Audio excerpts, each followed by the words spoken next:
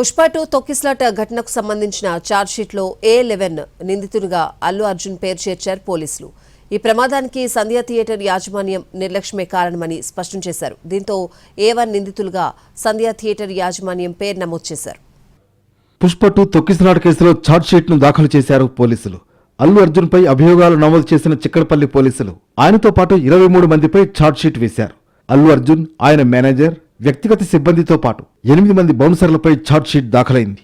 A1 గా సంధ్యా theatre management, A11 గా అల్లు అర్జున్ను చేర్చారు.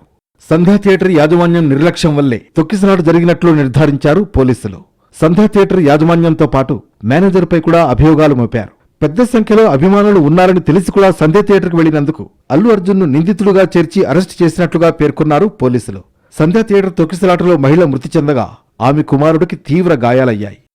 2024 డిసెంబర్ 4న రాత్రి 9:30 గంటల సమయంలో పుష్ప 2 బెనిఫిట్ షో కోసం సంధ్యా థియేటర్కు వచ్చిన హీరో అల్లు అర్జున్ను చూసేందుకు అభిమానులు ఎగబడడంతో తొక్కిసలాట చోటు చేసుకుంది. ఈ క్రమంలో వారిని నిలువరించేందుకు పోలీసులు లాఠీచార్జి చేయడంతో రేవతి, ఆమె కుమారుడు శ్రీతేజ కింద పడిపోయి జనం కాళ్ల మధ్య నలిగిపోయారు.